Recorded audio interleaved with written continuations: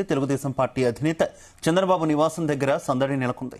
ఉండవల్లిలోని చంద్రబాబు నివాసానికి టీడీపీ నేతలు ఒక్కొక్కరుగా చేరుకుంటున్నారు. గెలిచిన ఎమ్మెల్యేలు, ఎంపీలు ఆయన నివాసానికి చేరుకుంటున్నారు. Hindupuram MLA Balakrishna, MLA Gadde Rammohan, Vijayawada MP Kesineni చిన్ని బాబు నివాసానికి చేరుకున్నారు. వారంతా చంద్రబాబుతో సమావేశం కానున్నారు. ఇక సీఎస్ జవహర్ రెడ్డి, మాజీ డీజీపీ ఆర్పీ ఠాకూర్ చంద్రబాబు నివాసానికి వచ్చారు. డీజీపీ హరీష్ కుమార్ గుప్తా, పలువురు ఉన్నతాధికారులు శుభాకాంక్షలు తెలిపేందుకు అక్కడికి చేరుకున్నారు.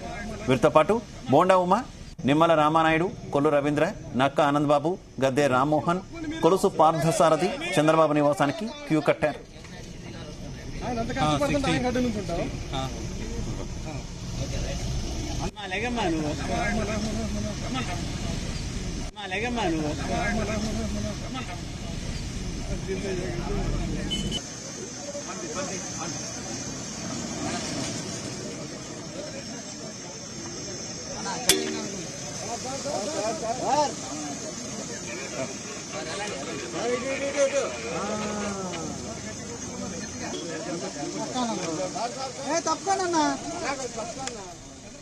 రైట్. తెలుగుదేశం పార్టీ అధినేత చంద్రబాబు ఉండవల్లి నివాసం దగ్గర సందడి వాతావరణం నెలకొంది. ఒక్కొక్కరుగా బాబును కలిసేందుకు వస్తున్నటువంటి సిచ్యువేషన్, కార్యకర్తల కోలాహలంతో పాటు తాజాగా గెలిచినటువంటి ఎమ్మెల్యేలు, ఎంపీలు కూడా అక్కడికి చేరుకుంటున్నటువంటి సిచ్యువేషన్. ఇక ఇదే విషయానికి సంబంధించి మరింత సమాచారం మా కరెస్పాండెంట్ నాగేశ్వరరావు అందిస్తారు. నాగేశ్వరరావు, బాబు నివాసం దగ్గర కోలాహలం నెలకొన్నట్టు తెలుస్తుంది, డీటెయిల్స్ ఏంటి? శివ, చంద్రబాబు నాయుడు నివాసం వద్ద గతంలో ఎన్నడూ లేని విధంగా కోలాహలం అయితే మొదలైంది. ఏదైతే ఉమ్మడి ఆంధ్రప్రదేశ్ నుంచి ఆంధ్రప్రదేశ్ విడిపోయిన తర్వాత ఆంధ్రప్రదేశ్ మొదటి ముఖ్యమంత్రిగా ప్రమాణ స్వీకారం చేసిన రోజున కూడా ఆ ఇంత సందడి అయితే చంద్రబాబు నివాసం వద్ద కనపడలేదు.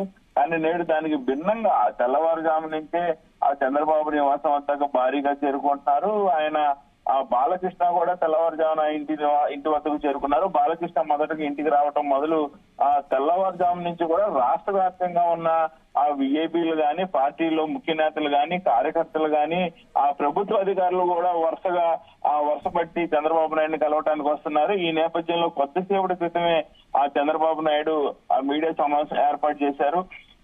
ఉదయాన్నే ఆ రాష్ట్ర డీజీపీ అలాగే ప్రభుత్వ ప్రధాన కార్యదర్శి ఇరువురు కూడా ఆ చంద్రబాబు నాయుడికి సమాచారం పంపించారు, ఇట్లా కలుస్తున్నామని. ఉదయాన్నే మొదటగా బాలకృష్ణ కలిసిన తర్వాత రాష్ట్ర ప్రభుత్వ ప్రధాన కార్యదర్శి గాని, డీజీపీ గాని ఆ ఇరువురు చంద్రబాబు నాయుడుతో సమావేశం అయ్యారు.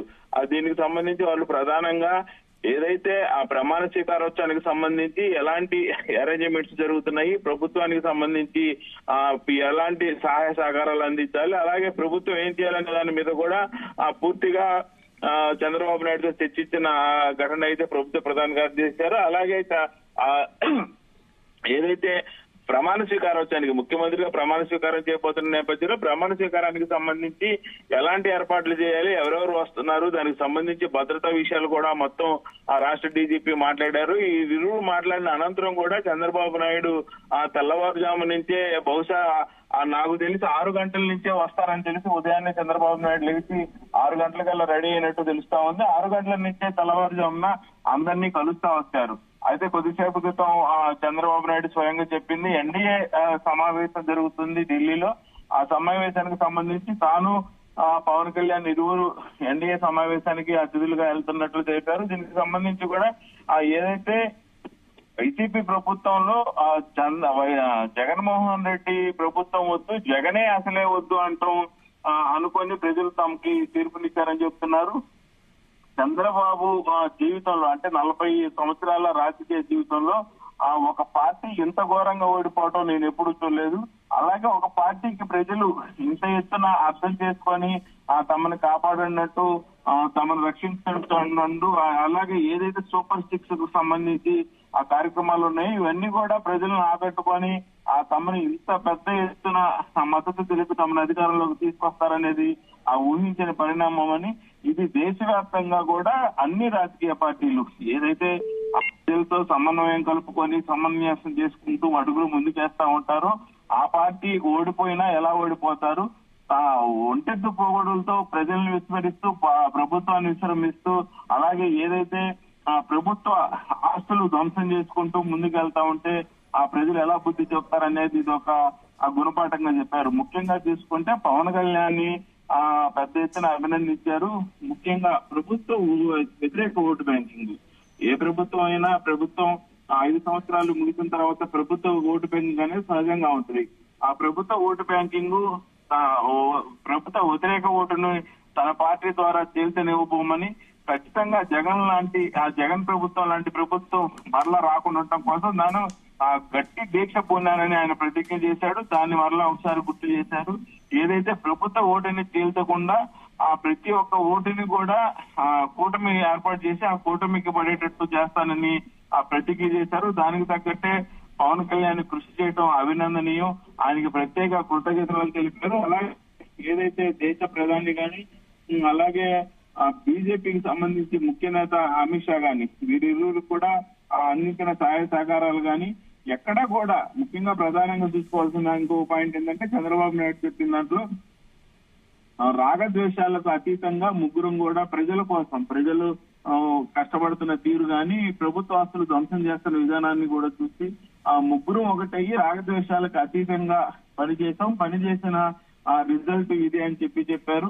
అది కూడా ఒక సంచలనంగా మారిపోతుంది. అయితే వెలిసి మొత్తంగా ఇంకా ఈ చంద్రబాబు నాయుడు చెప్పిన విషయాల్లో అతి పెద్ద విషయం త్వరలో అసలు ప్రభుత్వంలో ఏం జరిగింది అనేది ఆ సంచలన విషయాలు ఉన్నాయి. సంచలన విషయాలన్నీ కూడా ఆ ఎన్డీఏ కూటమి ఆ సమావేశానికి వెళ్లి వచ్చిన తర్వాత మరింత మీకు చెప్పాల్సి ఉంది, మరింత తెలియాల్సి ఉంది మీకు. కాబట్టి అన్ని వన్ బై వన్ చెప్పాలా లేకపోతే ఎట్లా చెప్పాలనేది కూడా ఆలోచించి చెప్తాను.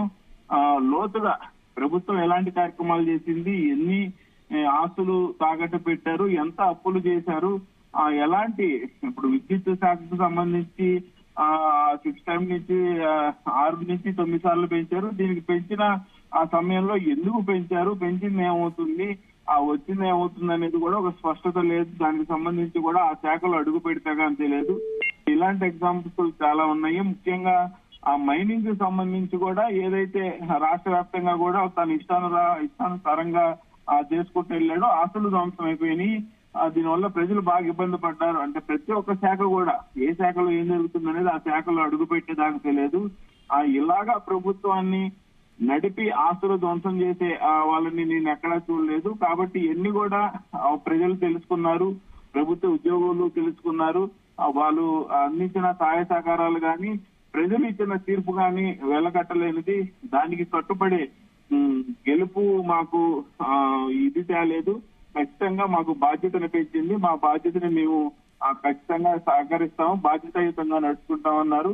అలాగే ఏదైతే ఎన్డీఏ సమావేశానికి వెళ్ళొచ్చిన అనంతరం కూడా భారతీయ జనతా పార్టీతో ముఖ్య నేతలతో చర్చించి అలాగే పవన్ కళ్యాణ్ తో చర్చించి ఆంధ్రప్రదేశ్ లో ప్రభుత్వం ప్రజలకి ఎలా అందుబాటులో ఉండాలి, ఎలాంటి ముఖ్యంగా ఏదైతే ప్రజలకు ఇస్తానన్న మాట ఆ సూపర్ సిక్స్ గాని అలాగే ఎన్నికల మేనిఫెస్టోకి సంబంధించి గాని ఈ రెండింటిని ఎలా అమలు పరచాలనే దాని మీద ముఖ్యంగా మీడియా సమావేశం ఏర్పాటు చేసి ప్రజలకు అందజేస్తామన్నారు. అలాగే ఏదైతే ముఖ్యంగా ఫోర్త్ ఎస్టేట్ గా నిలబడుతున్న మీడియాకు సంబంధించి కూడా ఆయన ఆ సంచలన వ్యాఖ్యలు చేశారు. ఆ మీడియాకు సంబంధించి మీడియా ప్రతినిధులను కూడా సిబిఐ ఆఫీస్ లో కూర్చోబెట్టి నానా రకాలకు ఇబ్బంది పెట్టారు. అలాగే మీడియాకు సంబంధించి కూడా ఆ గొంతు నొక్కేశారని చెప్పారు. వెనక మొత్తంగా అయితే ఆ ప్రజలు ఇచ్చిన తీర్పుని మాత్రం స్వాగతిస్తున్నాము, అలా గెలుపును మాత్రం మేము తక్కువ చేస్తాము, అహంకారం అయితే పెరగదు, ప్రజల కోసం కట్టుబడి బాధ్యతాయుతంగా అయితే నడుచుకుంటాం అనేది అయితే చెప్పారు. మొత్తంగా తెల్లవారుజాము నుంచి అయితే చంద్రబాబు నాయుడు నివాసం కోలాహలంగా మారింది. చంద్రబాబు నాయుడు నివాసం వద్ద కూడా నిన్న రాత్రి నుంచే ఆ భద్రత కూడా కట్టుదిట్టం చేశారు. పూర్తిగా పోలీసులు ఏదైతే రాష్ట్ర పోలీసు శాఖకు సంబంధించి ముఖ్యుల చేతులకి చంద్రబాబు నివాసం వెళ్ళిపోయింది. ఆయన భద్రత కూడా గతంలో ఉన్న భద్రత కన్నా రెట్టింపు భద్రత చేశారు. మూడంచెల పోలీసు భద్రతా వ్యవస్థ ఎన్ఎస్జీ కమాండ్స్ తో పాటు 3 అంచెల పోలీసు భద్రతా వ్యవస్థను ఏర్పాటు చేశారు. ప్రతి ఒక్క వ్యక్తులను కూడా క్షుణ్ణంగా తెలుసుకొని అనుమతి తీసుకున్న వారినే లోపలికి పంపించడం. ఆ ఉండవల్లి నివాస పరిసర ప్రాంతాల్లో కూడా మొన్నటి దాకా ఏదైతే మహానాడు నడిపారో మహానాడు నడిపిన ఏరియా మొత్తం కూడా వాహనాలతో నిండిపోయింది. అయితే ఇప్పుడు ప్రధానంగా కూడా మహానాడుకు సంబంధించి గతంలో నడిపిన ప్రాంతాన్ని ముఖ్యమంత్రి జగన్మోహన్ రెడ్డి మాజీ ముఖ్యమంత్రి జగన్మోహన్ రెడ్డి పూర్తి చేసిన నేపథ్యంలో దాన్ని కూడా చంద్రబాబు ఇంటి నివాసం వద్ద పెద్ద ఎత్తున చర్చ జరుగుతా ఉంది. మహానాడు గురించి కానీ అలాగే ఏదైతే ఆ ఎన్టీఆర్ యూనివర్సిటీకి సంబంధించి కానీ ఈ రెండింటి గురించి కూడా చంద్రబాబు నాయుడు మాట్లాడతారు అనుకున్న సందర్భంలో ఆ రెండు మాట్లాడలేదు. ఏదైతే చంద్రబాబు నాయుడు ముఖ్యమంత్రి అని ఫలితాలు తేలటంతో ఆ టీడీపీ కార్యకర్తలు అందరూ ఇల్లు కూడా ఎన్టీఆర్ యూనివర్సిటీకి సంబంధించి ఏదైతే వైఎస్ఆర్ యూనివర్సిటీ అని పెట్టారో వైఎస్ఆర్ యూనివర్సిటీ ఆ పేరు బోర్డు కూడా మొత్తం తీసేసిన పరిస్థితి ఉంది. కానీ అక్కడ అధికారులు మరలా అక్కడ దానికి వైఎస్ఆర్ యూనివర్సిటీ అని బోర్డు పెట్టే సాహసం అయితే చేయలేదు. ఈ రెండింటి మీద అయితే ప్రధానంగా మాట్లాడతారనుకున్నారు.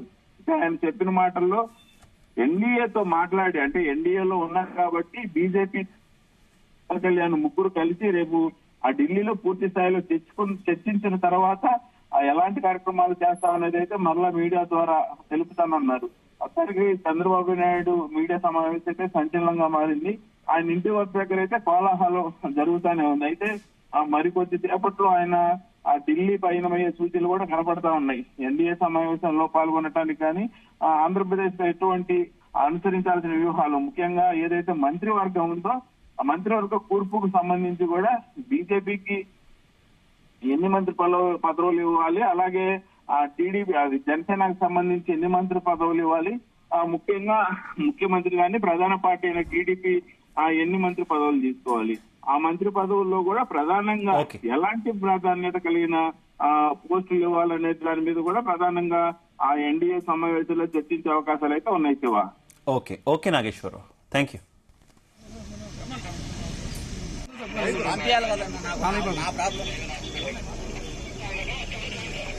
మళ్ళీ ఒకసారి